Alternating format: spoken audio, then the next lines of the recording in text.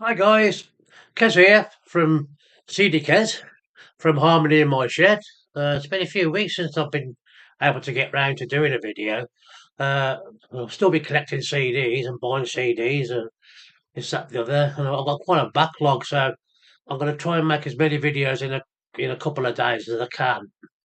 Um, so okay, so recent purchases. I picked up these, which I'm really pleased about. Was Can. I got four of them actually. Uh, Future Days, top one, top album, and this one.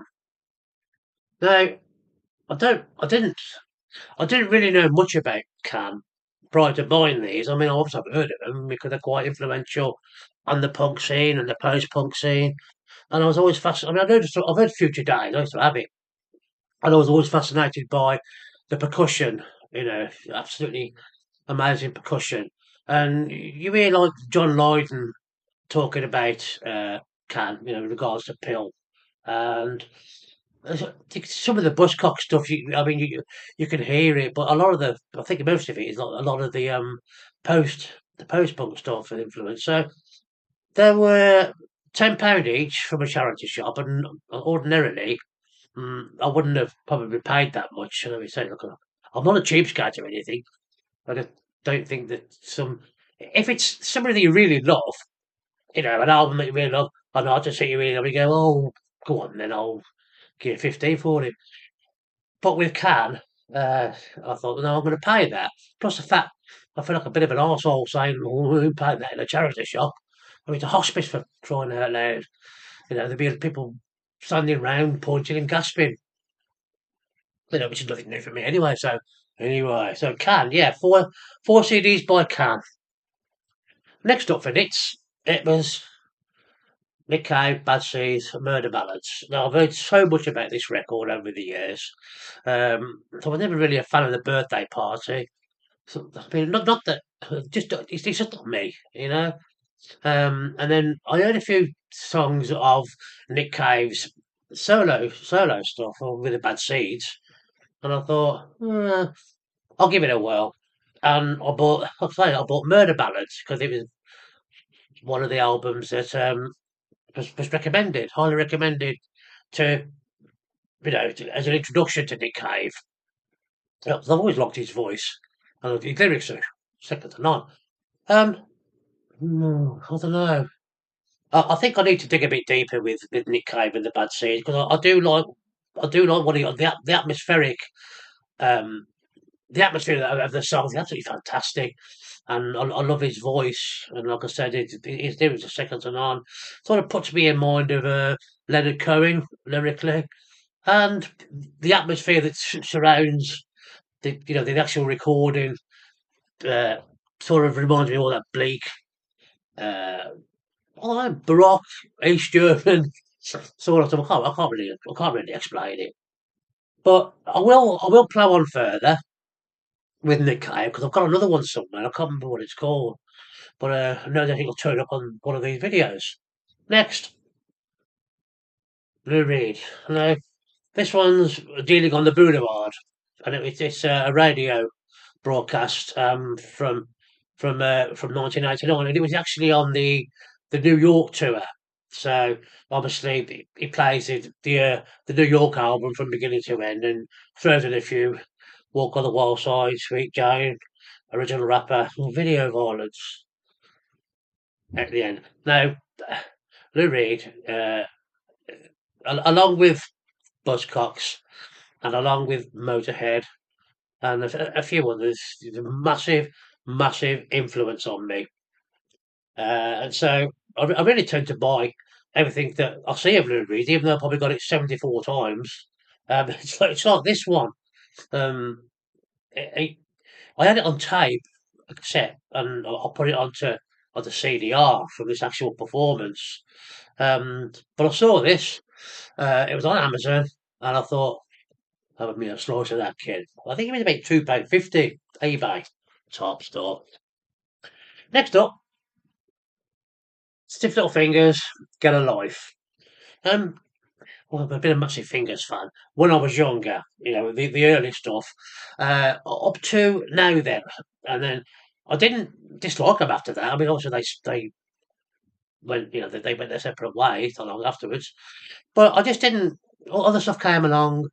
I started listening to a lot of thrash metal around about the time, and so there's a lot of SLF albums that I haven't actually. I've managed to get them all back, all of them, since on CD, mainly from charity shops. And there's a guy in Stratford Market who knocks about. He'd been to fiver, but he said, "Oh, you've got two there. Oh, just give us a fiver for the two." So this is I was quite intrigued about this because I looked at it and I know that Bruce Foxton plays on this record. And they're only a three-piece, and Dolphin Taylor plays the drums, and obviously he was the drummer in Tom Robinson band. And so I haven't heard it. I think I've heard a couple of songs that I've played live, but I don't on this record. I don't know which ones. I can't remember. So I've got to play these, and I'm trying to work my way through them myself. Like next up, Genesis, Trick of the Tail. Uh, this is another band that I think I've mentioned it before. Like, never ever really understood what the fuck is going on and why they're doing that. And I think it took me a long time to mature musically and start to appreciate musicians as opposed to the song, or the amount of noise I'm making, or how much I can jump around. Well, I used to be able to jump around. I'll do it now then. Blimey.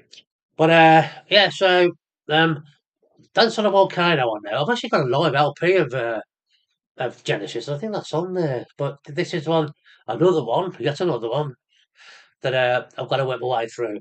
Fibre, Trafford Market. Next up, another one of my favourite bands, Torquewind. And it is the business of the future to be dangerous. Um, I'll tell you something. When you start looking into their discography, it's just mind-boggling. I thought, oh God, I'll have to get a second mortgage for this, to buy. And I've always found that the lesser known ones or the rarer ones can be quite expensive. And with this one, I just got lucky. Uh, I got this from eBay, and it was £3.86. So I did. I got really lucky with this one. It's got a cracking version of "Give Me Shelter" on here as well, on the Stones. Yeah, still learn still. Next up, John Coltrane, "Love Supreme." I've heard bits and bobs of this, and I've heard a lot of samples from it as well. And but I've never actually sat down and played the whole thing through. I mean, there's like two tracks on it. Well, Love Supreme is in four parts, as you know, and then you've got impressions. And I do like it. I do like it when I'm sat there with a glass of red wine and I'm reading something, or just staring at my navel. But it's not something that I can. It's just there. It's just I appreciate it and I really like it. Um, and of course, I'm under legend, John Coltrane. Next up, last one of this particular video, Flags and Emblems, SLF. This is the one they gave me.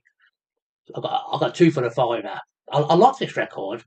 A lot of people have said that this is where they started to go into sort of, I don't know what you call it, MOR, AOR, sort of rock, as opposed to the shouty, screamy punk that they used to do. But you have to remember that these guys ain't getting any younger, and you can't really have Jake Burns and that playing white noise at that speed like with a 67. I mean, we are playing it, as it is now, touring.